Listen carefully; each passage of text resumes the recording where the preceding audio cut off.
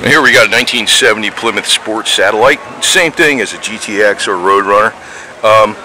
The only difference is it's Sport Satellite. Basically, it's a, it's a B body, and really the difference is, well, the VIN number would be different, of course, and some of the badges on it. And this is the way to get. They still ain't cheap, man. Mopars aren't cheap cars to get. But if I went for a Mopar, I'd get a Satellite, because it'd be less money than the Roadrunner or GTX, and it's the same damn car, right? I don't know what this car has in it. I could probably look at the VIN number. I forgot what it was. I think like an H was. I think it depends though. If you're talking Satellite and Roadrunner GTX in the model year, so I don't even know what it is. I think on mine was this H was a 383 4-barrel. But these were very, very good cars, even right stock from the factory. Like the 440, not even the 6-pack, the 375 horsepower one, that was really about 390 or 400 horsepower, and it had a lot of torque.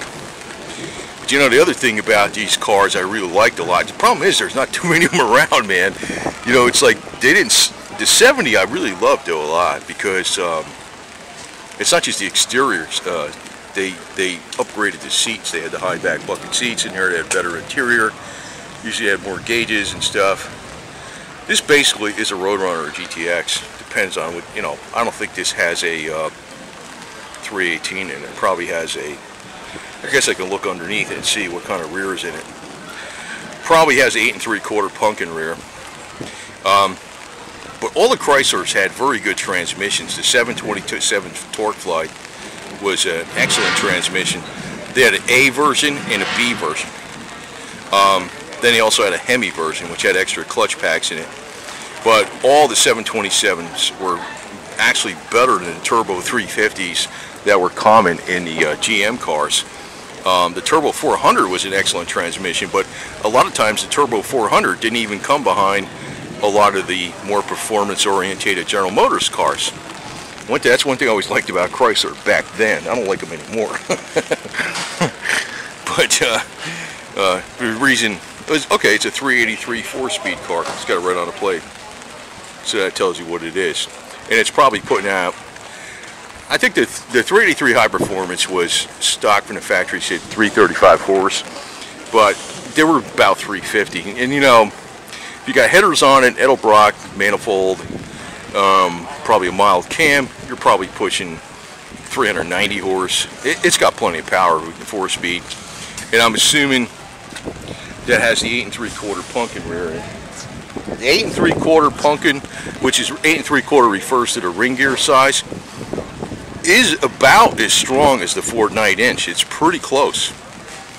And when they had the 440 6-pack cars, which is basically the same thing as this. I mean, it's Sports Satellite is a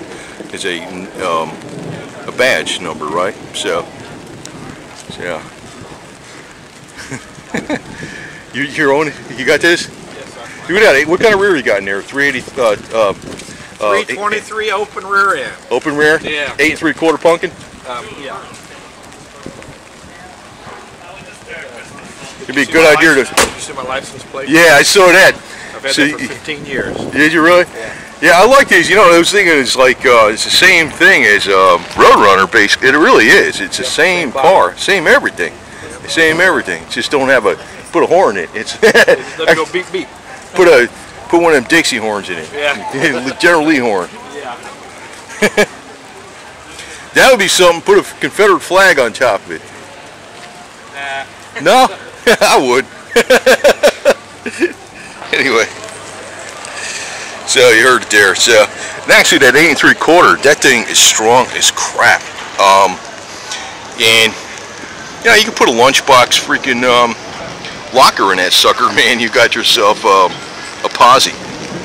Remember, I put a posi. Mine was an open end when I got it from originally, but then I put the 8 3/4 posi in there, and that was it. Chrysler makes an extremely good posi. They call it short grip. I put one wheel on ice, glare ice going up a hill, and the other wheel on a steep hill. the other wheel on pavement, I hit the gas, and it did a burnout. You'd never see a GM posse do that. It's amazing these cars didn't sell more though. It's amazing. They should have.